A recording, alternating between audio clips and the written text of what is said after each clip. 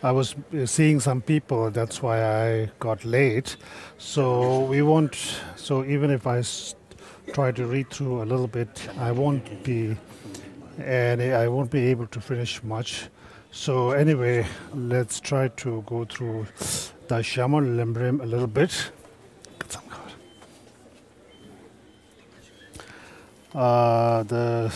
We are on the Tibetan book, which we are on this heading, on this topic of thinking on the qualities of the three jewels.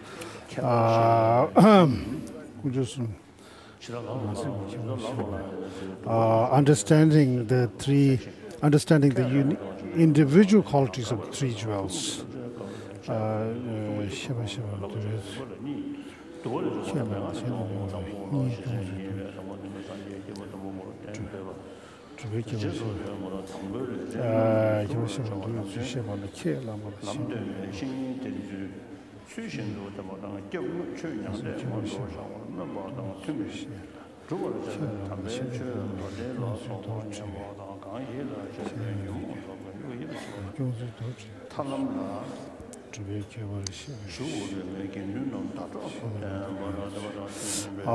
So these are different. This section is on like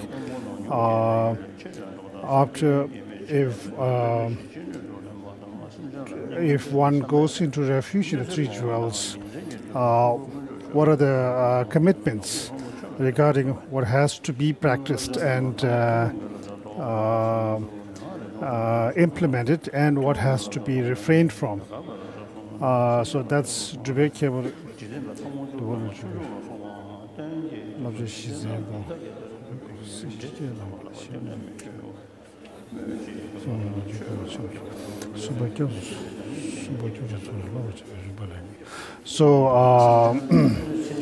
so that's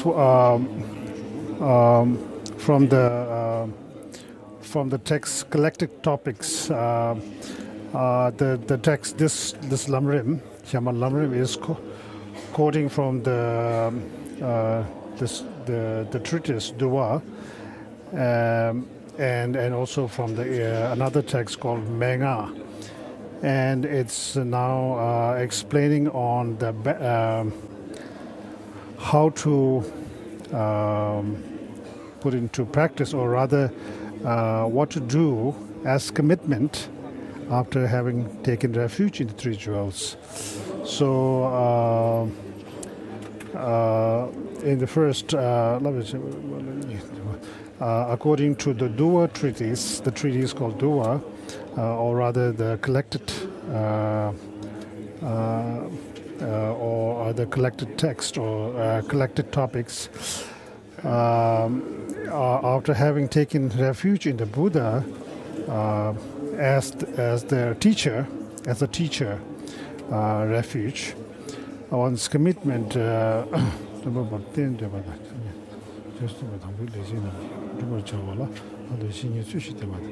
The first commitment is one should rely on one's teacher faithfully and in proper, keep proper relation with one's teacher. That's the first commitment after having taken refuge in the Buddha.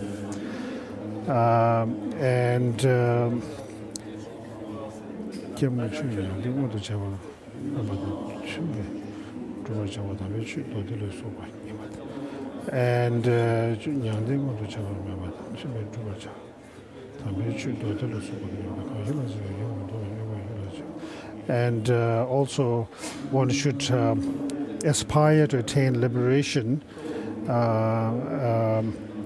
and also engage in the practice of the path as per they were explained in the sutras, and also study on them,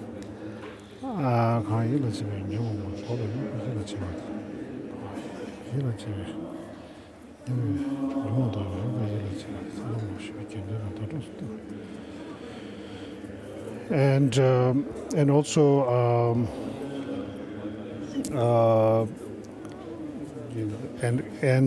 also find the company of the sangha. Keep the sangha, or rather make the sangha as your companion in the spiritual path. And another set of commitments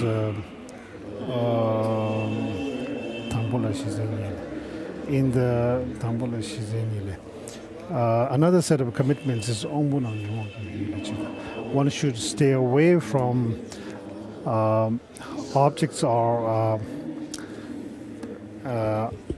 objects that lead to the arisal of the afflictive emotion. In other words, distraction. One should refrain or stay away from distractive objects and distractive and sort of company.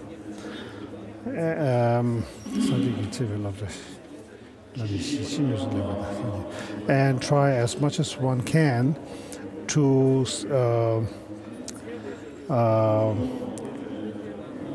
implement the rules laid out by the Buddha, and also have sort of implement compassion, or rather practice compassion as much as possible to sentient beings, and avoid acts of harming others. And during daytime and nighttime, engage in acts of making offerings to the three jewels.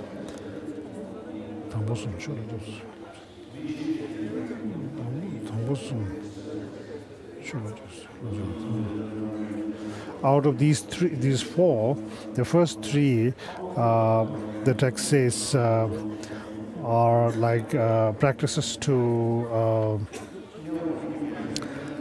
commitments of taking the sangha, taking the dharma as one's object of refuge, and the fourth one, which is making offerings to the Buddha, the three jewels, day and night. That's a commitment, a common commitment for taking refuge in all three jewels. And so the text goes on. So,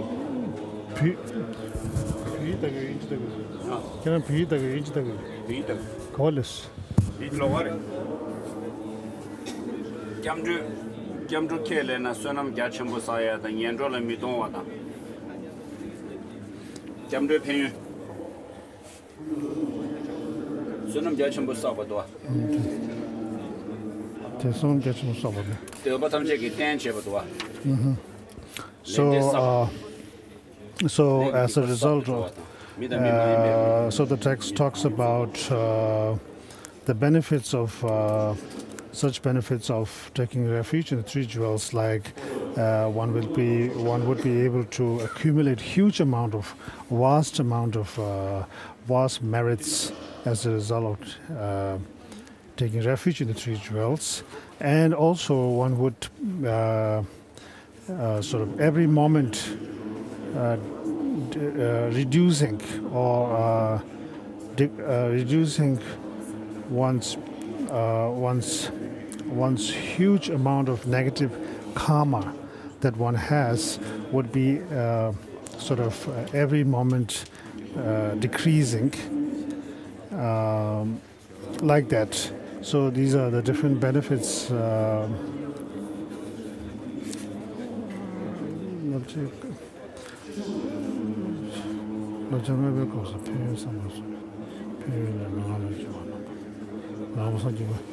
Also, one would be other commitments. Other benefits are like one would become a Buddhist as a result of taking one.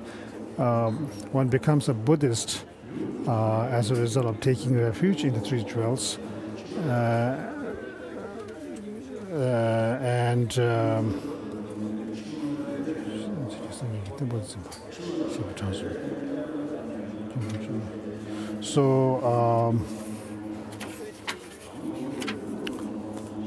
And also one would henceforth, as due to the power of having the object of the refuge, the Buddha, Dharma, and Sangha, and having taken refuge in them, one would henceforth be guarded from both human and non-human harmful beings trying to sort of harm you.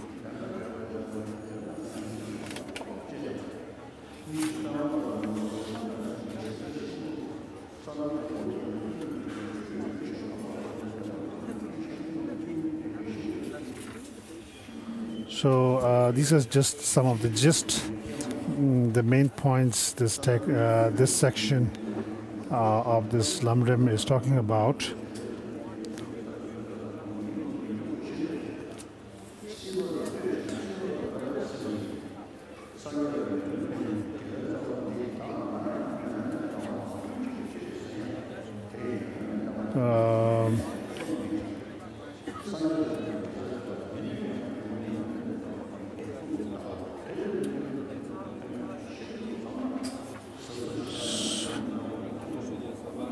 So the text says, if one thinks carefully in detail on these benefits, actually the text enumerates a great number of other benefits.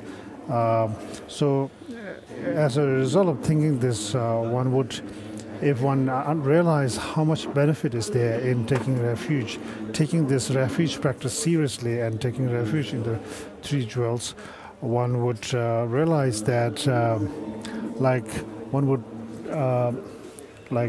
would feel great enthusiasm and great joy and delight, and in taking refuge in the three jewels, and the benefit one is obtaining from that. And as a result of that, one would not for a moment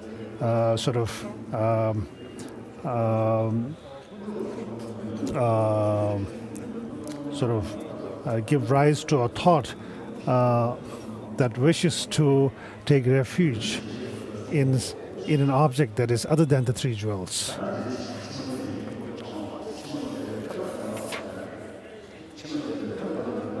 Next heading is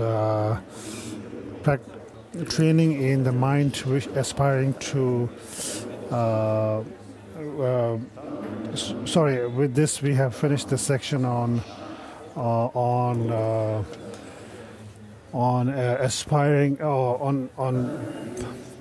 training in the mind, aspiring to attaining one's good rebirth in future life, and the benefit of that path. So we will stop here because I have to now. I have later on some other programs, and then I have to go up to Depung. So His Holiness wants to recite a little bit from the Liberation in the Palm of Your Hand now. His Holiness starts from day 11's teaching, which is on page 322. Kyabji Pawanga Rinpoche told us we should adjust our motives. The Great Play Sutra says the three realms are as impermanent as autumn clouds. Beings die and are born. It is well watching a play. It is like watching a play. Beings' lives run like lightning flashes in the sky, or rush on like high mountain waterfalls. In other words, the three realms, the earth, Mount Meru, and all are like autumn clouds. Beings are born and die. It is like watching a play, for the characters can change from moment to moment to moment.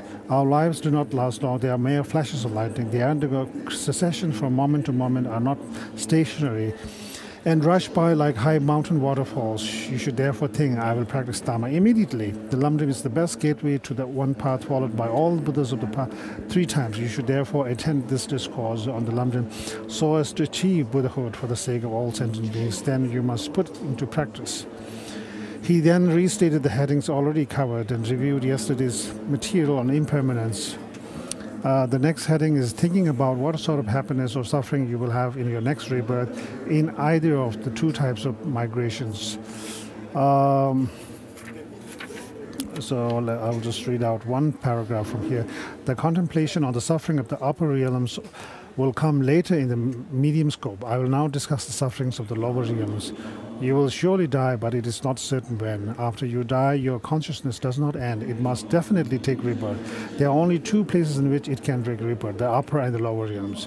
You can assess inferentially to which of these 2 you will be going. As I have already said, we get divinations and horoscopes made to tell us where we will be reborn next, but these are unnecessary. Buddha has already predicted that we will go to the upper realms if we have been virtuous, and to the lower realms if non-virtuous. From the Jataka tales, be quite certain your rebirth to the next world will be happy or unhappy according to virtuous and non-virtuous karma. Therefore, abandon sin and adopt virtue. We examine the happiness and unhappiness of this life a great deal, calling it thinking about the future. It is nothing of the sort. Be even more far-sighted. Investigate where you will be reborn next. If you do so, you will see that you cannot escape going to either of the upper or the lower realms, and that you are not free to choose which. If we had a choice, we would be in the lower. We would be in the lower realms. Thus, where you.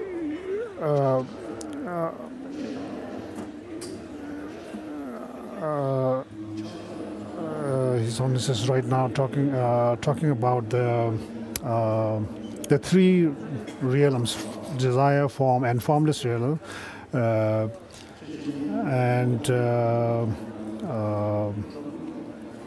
and then in the form realm we have this gross desire, emotion, attachment to things like that. But even in the form realm, there are subtle forms of desire, not gross like that. So that's what His Holiness is talking about.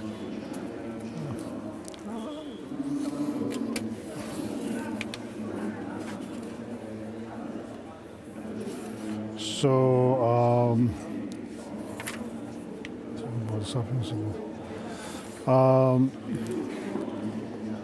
if I'm going to start reading from the text again. If you have a mixture of karma, some virtuous and some non-virtuous, the stronger will ripen first. If both types are equally strong, the type you are most familiar with will ripen first. If you are equally familiar with both types, then the type produced either earlier will ripen first. Vasubandhu's own commentary to his Treasury of Metaphysics says, in samsara ripening through karma, from their ripening first to last, whatever is heaviest, the nearest, the most familiar, and that done earliest.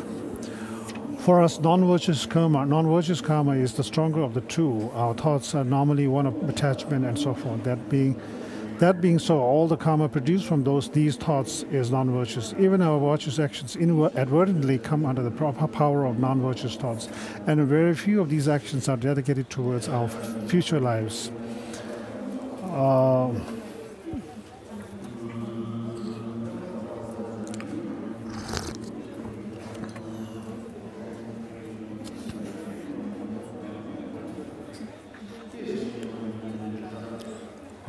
The next heading is thinking about the sufferings of the hell. And this has 4 subheadings. The thinking about the sufferings of sentient beings in the great or hot hells. The hot hells are located as follows. The hell of continual resurrection is 32,000 yojanas under Bodh Gaya in India. The other hot hells are below this hell, with 4,000 yojanas between each of them. All the ground and all the mountains in these hells are composed entirely of red-hot, intense burning iron. the ground like that in the human realms is not at all flat, not at all like the palm of your hand. His Honor says he will stop right here because he won't finish anywhere.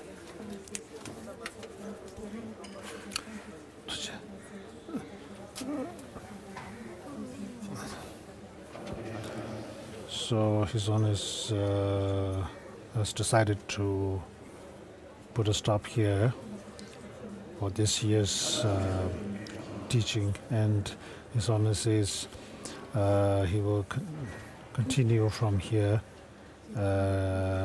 next year.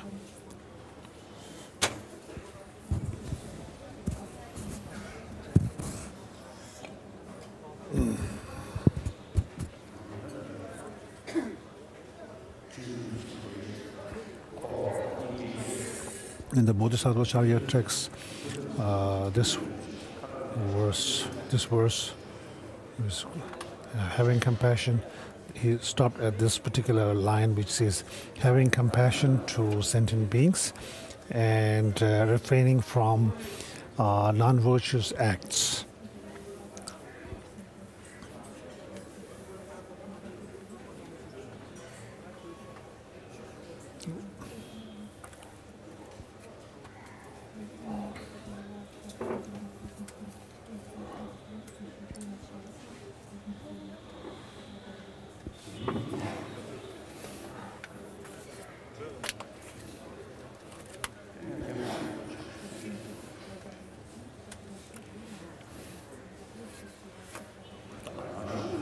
So, as I said this morning, I feel like reciting the Bodhicitta generation verse because a lot of people have gathered here also from around in the surrounding places, and also a lot of people from the Western countries.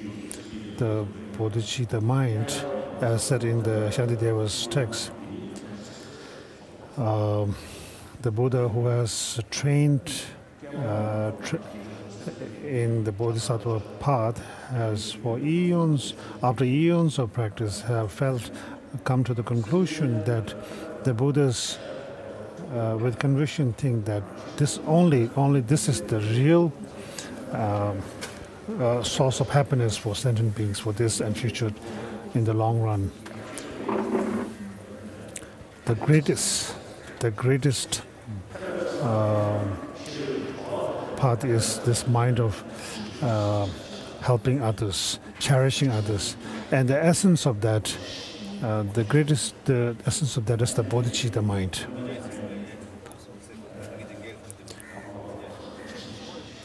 So the perfected state of bodhicitta is the state of Buddhahood, where one has eliminated all delusions and accomplished all knowledge. Just as said in the Shantideva's text, all sentient beings don't want suffering and at the same time are same in wishing to have happiness oneself alone.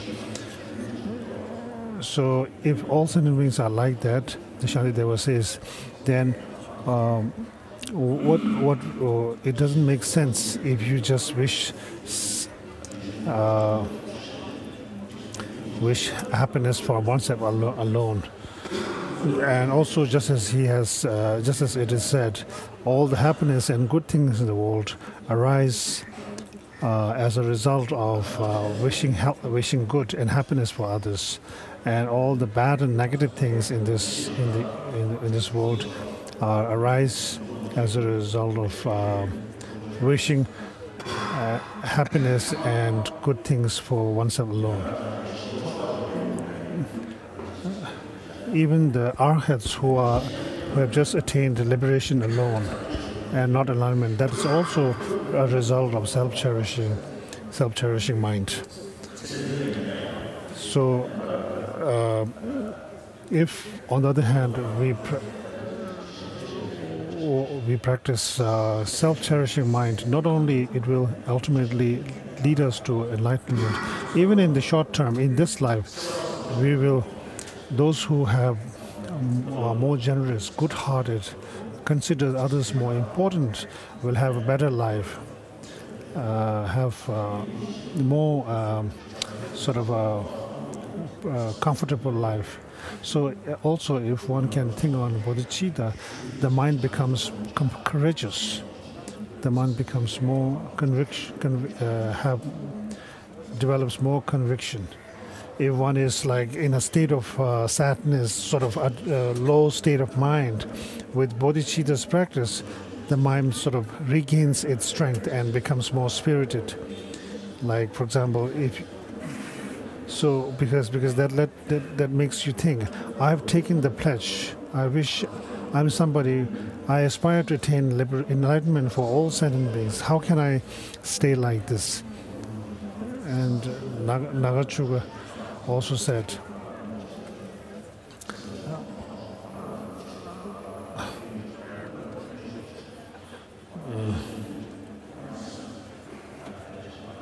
so Nagarjuna also said these benefits, talked about a huge amount of benefits of bodhicitta. So when you think about these things, the arrogance in you, or like sometimes like your mind is too puffed up, then when you think on bodhicitta, the mind sort of regains its sort of balanced state of mind. Sometimes we are very narrow-minded, and as a result of that, we feel a desire or hatred like that. But when you try to sort of cultivate an open approach, a very open, liberal approach to perspective, then that mind automatically becomes wider and sort of more open and liberal. And regarding anger, for example, think of anger. If you think of all sentient beings, would you feel anger? Or would you feel anger to a stranger? So anger is something that arises by taking someone that you know it has like one individual as the object, like the target of an arrow. Whereas compassion, when you think of compassion, the object doesn't have to be one individual. It's sort of something you can generate compassion even to a huge amount of people, and also it is something that it doesn't need like somebody like a relative or a friend or a close person close to you as an object to develop compassion. So if we think carefully here, things like minds like compassion and other virtuous minds needs doesn't need the self-grasping mind as its support, whereas minds like anger and hatred, they need an immediate companion and backup of the self-grasping mind, the mind grasping inherent nature. So therefore, during the times when our mind is in a low state or or unhappy state, if you sort of meditate on bodhicitta, the mind automatically regains its sort of spirit,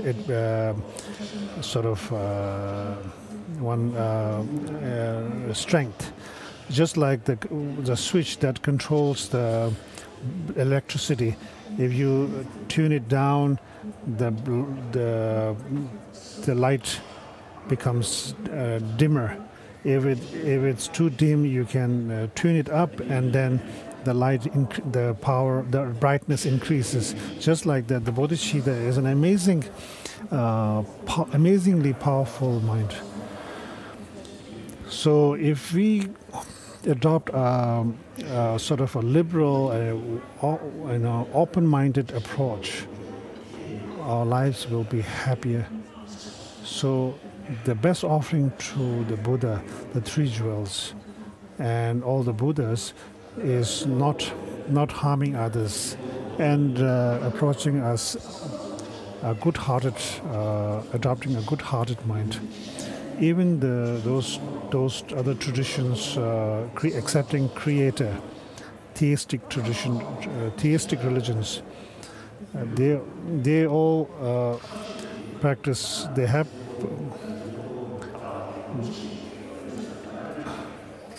so they also have practice of good-heartedness, compassion, like that. So, but they use the concept of the theistic God, a God which is omniscient, all-pervasive, and compassionate to all as the. However, as Buddhists, if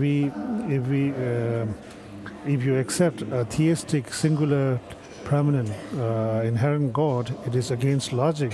So we accept the Buddhist tradition, accept a non-theistic, an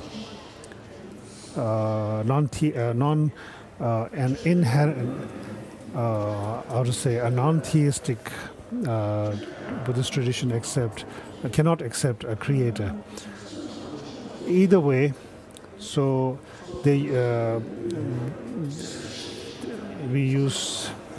both sides use different methods. Both traditions use different methods to develop compassion. So if one practice good-heartedness, it will not only make others happy, but also help others, but it will also make yourself mentally happy. In today's in the world, how much money has to be spent for health reasons? If you are really concerned about your health, one has to always keep your mind healthy by keeping it. So if you are mentally disturbed, even if you eat a huge amount of medicine, it won't help. So these days, scientists who don't have that much interest in religion, but they are now sort of agreeing that having a good-hearted mind is very important. So even for the short term, a good-hearted approach is important, helpful, and from the Buddhist point of view, a good-heartedness doesn't mean just being sort of indiscriminate, but an intelligent, good-hearted person. So therefore, the Mahayana way of developing good-heartedness, based on huge amount of intellectual logic and reasoning, as explained in such texts like Bodhisattvacharya and Ratnavali and Nagarjuna texts. These are that's like the extraordinary. So because the explanations given there, the reasonings and logics presented in those texts sort of totally defeat self-cherishing mind and makes self-cherishing mind, self-grasping mind speechless. And from the deepest of your heart, you want gains the conviction that that's it. You know, this is the ultimate. This is the final truth. So therefore, in most of Nagarjuna's works, he mainly devotes the entire treatise on emptiness.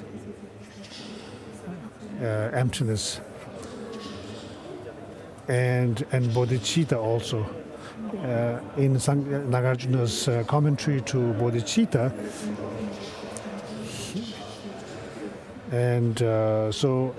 he says that with the help of emptiness, one can generate an extremely powerful and powerful practice of compassion and bodhicitta.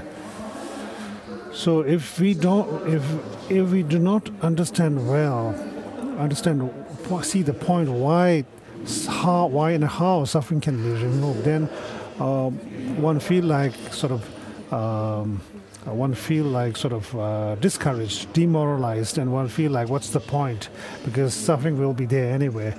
So, but on the other hand, if one sees the point of meaning of emptiness and the possibility of cessation, then one gains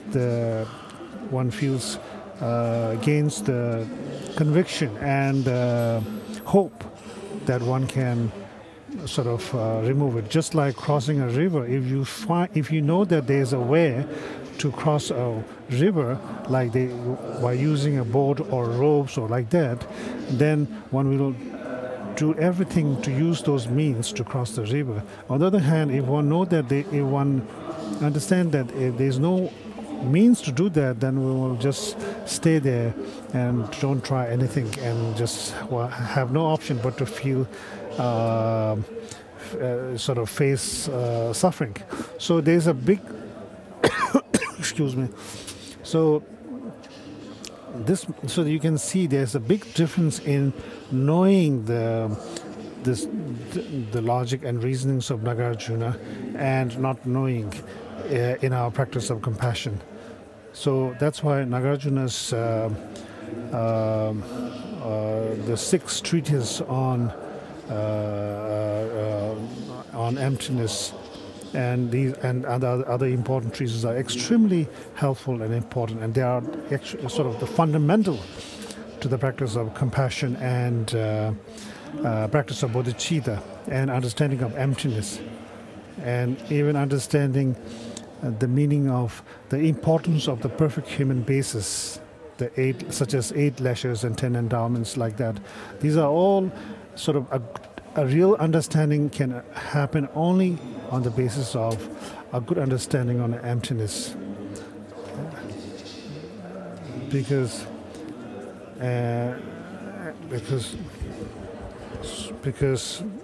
once when one see that because the cause of so emptiness is like the one medicine to all disease. Is the magic. It's like the magic antidote or a magic remedy to everything, all the disease, as well as the magical. It's like the magical path, key to all spiritual realizations, like compassion, bodhicitta, the 6 perfections, the tantric practice. Everything is based on emptiness, and emptiness lay out the path for a practitioner. So therefore, bodhicitta can be generated through 2 means: through exchange of oneself with others, and through the 7 cause and effect means. Out of the 2, the way of generating bodhicitta through practicing the system of exchanging self and others, oneself and others, is more powerful than the others method. Regarding the first, the other system, which is the 7 cause and effect means, which starts with realizing all sentient beings as having been one's mother, realizing their kindness, developing the wish to repay their kindness, and so on. So the Lam Rim practice emphasizes on adopts the approach to combine the 2 systems and then practice and train your mind again and again continuously in a gradual stage by stage from year to through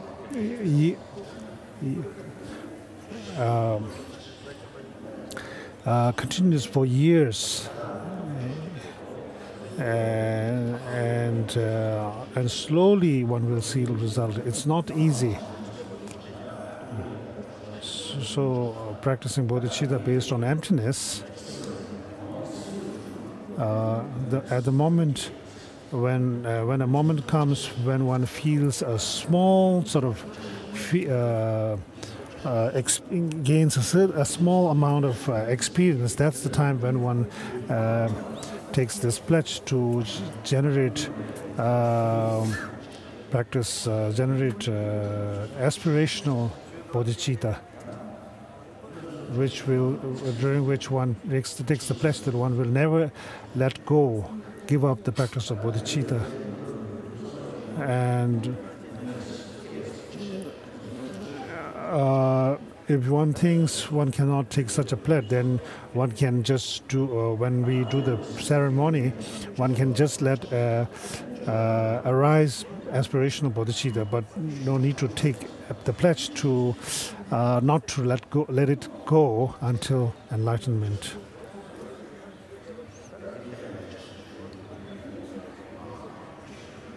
So those who are able to take the aspirational bodhicitta pledge, they have to take that and then practice it, and then when one gains certain experience and become quite well developed, then one has to engage in tantric practice. And if one can, bodhicitta is something you have to do. Remind it yourself 3 times during the day and 3 times during the night. So first, imagine where the Buddha is sitting. Imagine a real Buddha is sitting there, surrounded by Buddha Kashyapa and the Buddha's immediate disciples, surrounded by Bodhisattva disciples like Maitreya, Avalokiteshvara, Manjushri, so on.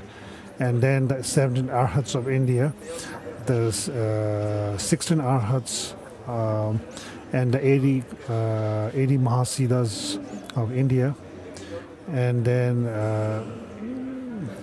then also you can visualize great Buddhist masters who have who have occurred in different Buddhist countries. And as far as Tibet is concerned, imagine the great Buddhist masters of Tibet of all the 4 schools, Sakyaka, Yue Nyingma, and Gelug. Visualize they're all there in the sky in front of you. So, if possible, we have to recite the complete Samantabhadra puja, but we don't have time. Just we will say the shorter 1-2 verse 7-limb offering, and then now here we have to not really think of the 3 jewels, but the Mahayana Buddha, Dharma, and Sangha, because we are taking the Mahayana refuge. So the Mahayana Buddha, Mahayana Sangha, and the Mahayana Dharma. Imagine all of them are here in front of you, looking down on you. In front of them, in order to generate the bodhicitta mind, one has already engaged in sort of their. One has the practice of.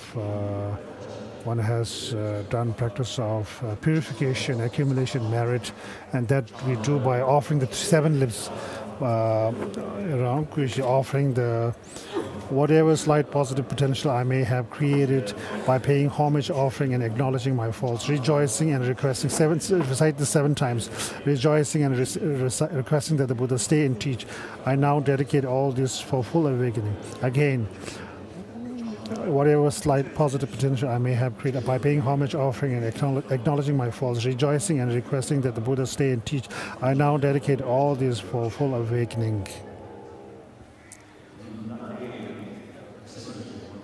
So this is the preliminary for taking refuge, generating bodhicitta by offering the 7 limbs. So when you say I prostrate and make offering and confess, one thing, this is like your offering of practice, like through studying Dharma, studying the treatises on the meaning of bodhicitta and emptiness. So And like even your small experience on bodhicitta and understanding on emptiness, these you offer as your offering of practice. And then as far as confession is concerned, you have from beginningless time and from beginningless lifetimes, out of self-grasping mind and self-cherishing mind, have committed so many negative karmas. Confess for all of them in front of the object of merit field. The Buddha himself, who is in front of us, has attained that state of Buddhahood through a state of complete enlightenment. And then the Sangha in front of us, who have attained this state of path of seeing and above through the practice of bodhicitta and compassion, emptiness. So rejoicing in their accomplishment, and I will also follow them, their example. So this is like this offering of the 7 limbs. Now the actual generation of bodhicitta, as aspiration of bodhicitta,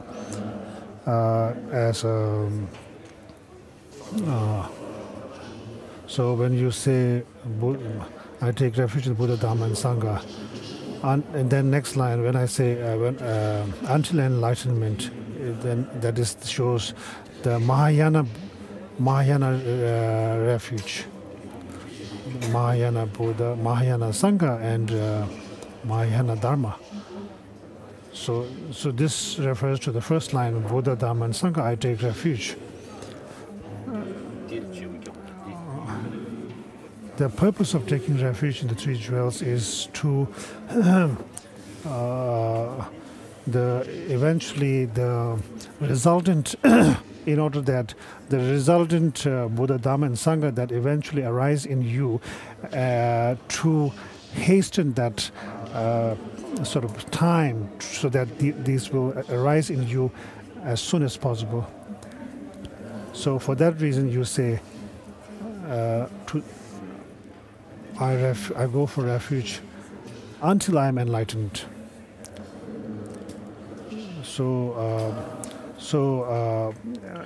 I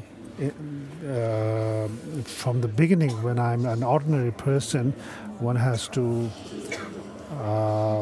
The second line, or rather, I go for refuge until enlightenment, also means that one has to start practicing such things like bodhicitta and emptiness from the very beginning, even as a beginner. And like by combining vipassana and shamatha, because since emptiness is the real sword or the real antidote to overcome self-grasping mind on the basis of shamatha and wisdom.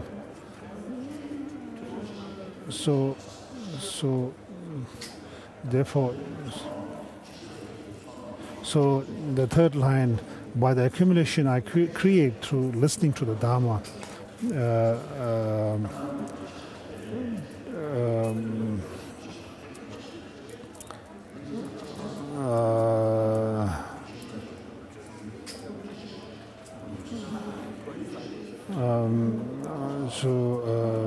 for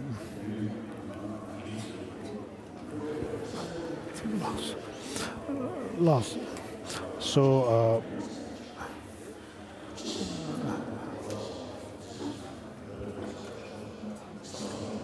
by the accumulation I create through listening to the Dhamma, may I become a Buddha in order to benefit all sentient beings. So you wish in order to help all sentient beings, may I attain become the Buddha in order to benefit all sentient beings.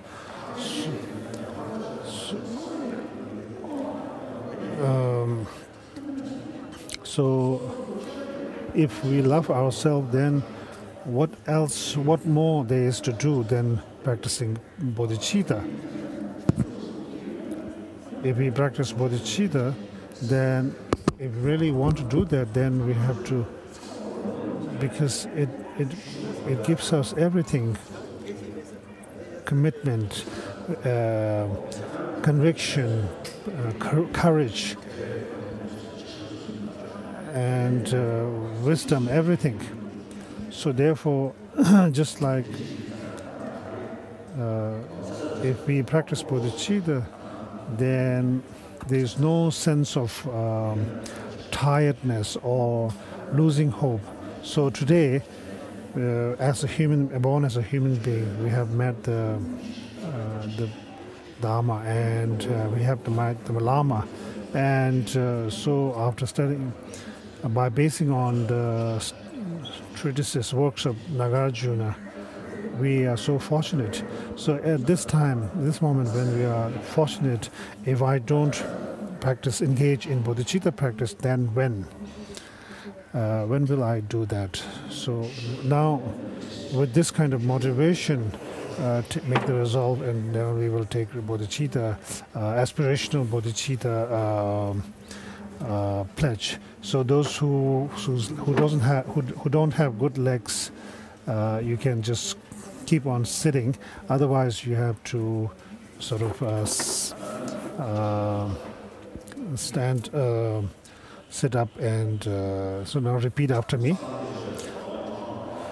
His Holiness is reciting, I go for refuge until I am enlightened to the Buddha, Dhamma, and Sangha and Supreme Assembly. By accumulating I create through listening to Dhamma, may I become a Buddha in order to benefit all sentient beings.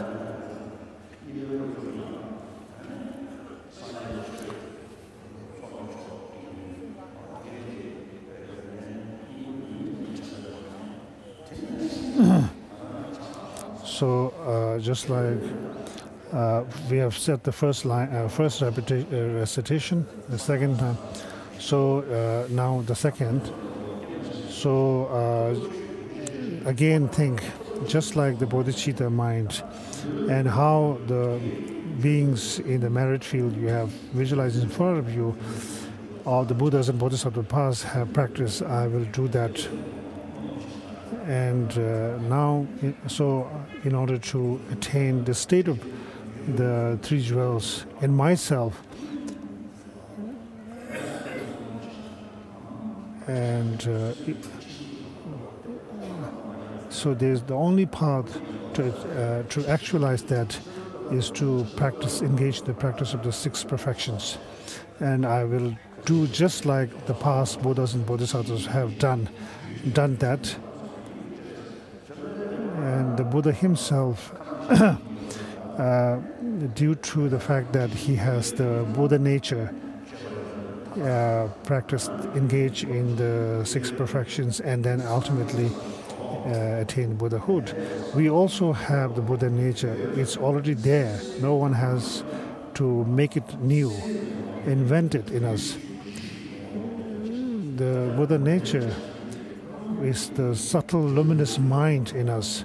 It is not inherently stained or polluted by defilements, but the defilements are only adventitious, and they can be removed through conditioning, through the proper conditioning. So with this, repeat this second time.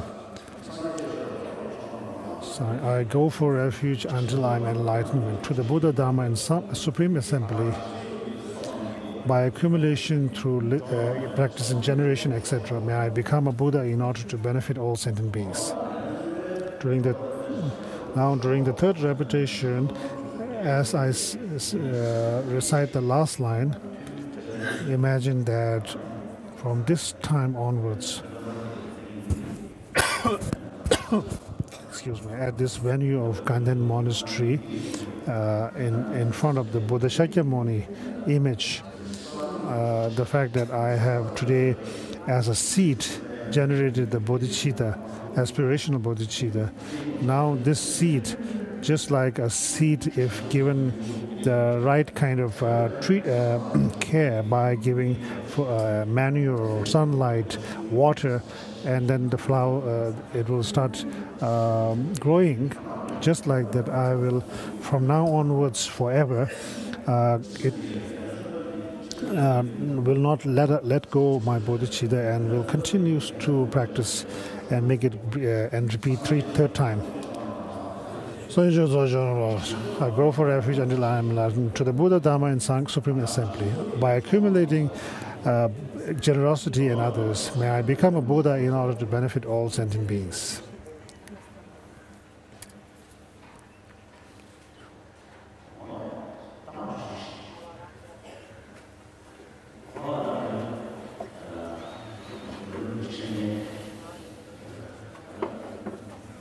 So today we have we haven't finished the Lam Rim, so we have stopped the Lam Rim for here, and then at the end, as an auspicious act, we have generated bodhicitta. So me regarding myself, from the moment I open my eyes in the morning, I immediately think of bodhicitta, and at the end of the day, in the night before going to sleep, I think on bodhicitta. It really helps me, just like Tsongkhapa said.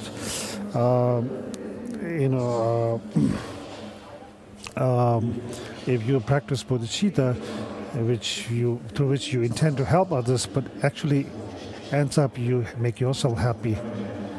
Because I have a lot of friends and a lot of people give me gifts, so it's a benefit to me. If you think of yourself alone and bully others, then nobody probably I will not receive presents. So this altruistic mind, the wish to help others, the mind to help others, it's like a gem, a mental gem. Just like Bodhisattva Charya said in the Bodhisattva Charya, which is it is the ambrosia, the best ambrosia or nectar to cure all worldly diseases. For example, take myself for example. I'm under the control of afflictive emotions. We have a lot of suffering. Like Tsongkhapa has said, that we are in the grip of the iron claws of the self-grasping mind, the ignorance of inherent self-grasping mind. This verse from Bodhisattva Charya says, it is the supreme elixir that overcomes the lot of death. It is the inexhaustible treasure that eliminates all poverty in the world.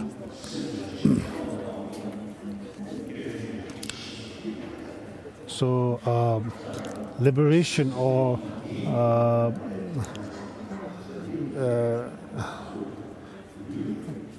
crossing liberation, or the other term, crossing the ocean of suffering.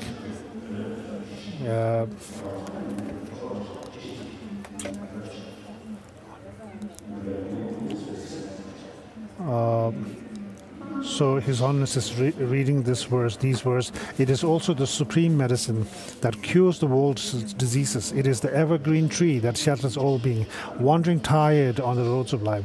It is the universal bridge that frees beings from wretched lives.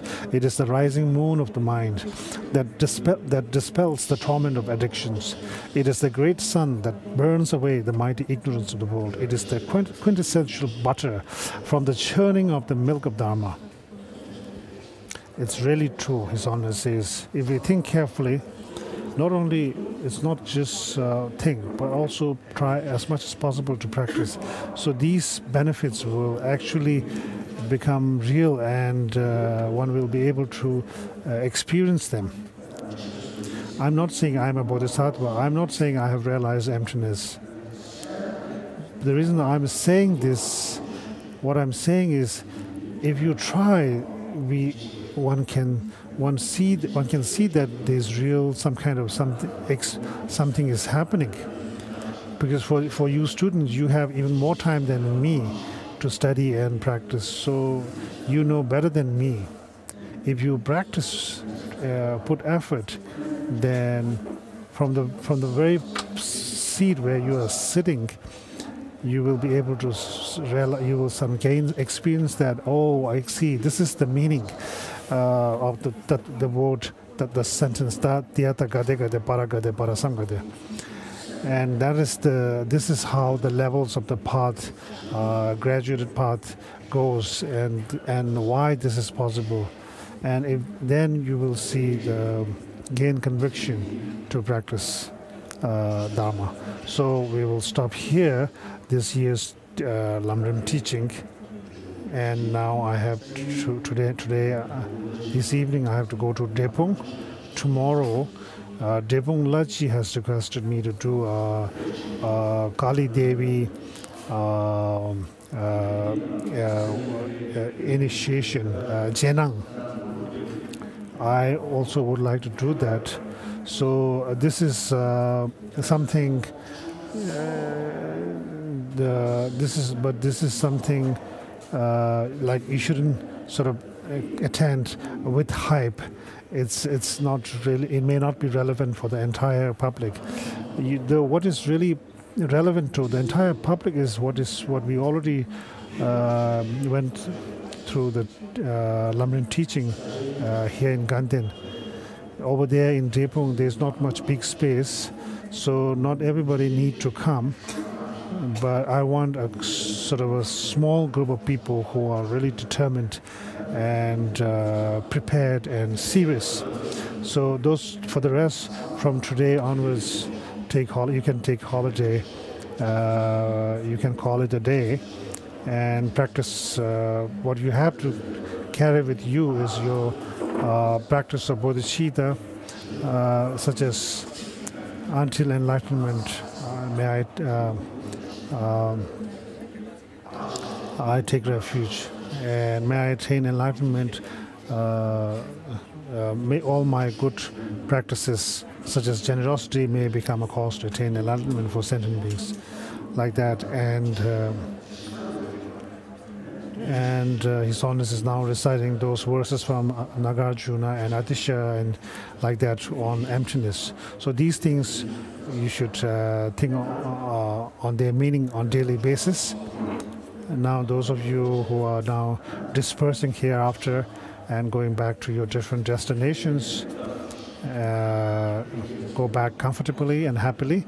And next year when we will confirm the date, and then we will make announcement. And if you can come, you can come. Even if you cannot come, it's still all right. Jambebo.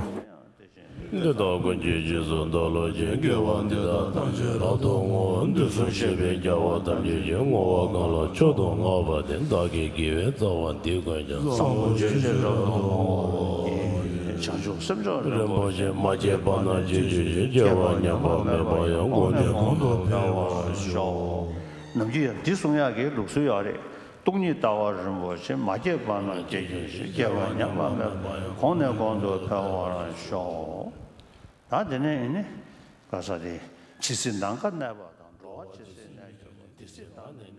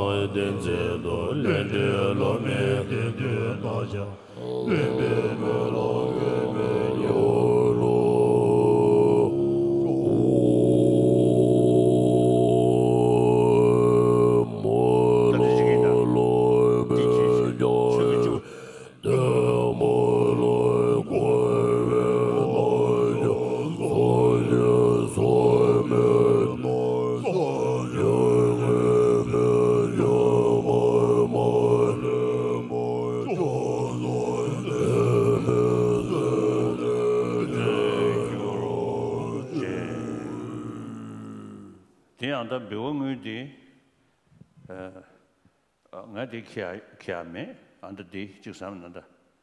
They are the Yuzan Kongi, the Dalai Lama Trust, and the Kazasawa. They can do Mudkundus Shabudo, Dikisha, Makiameda, Dosina.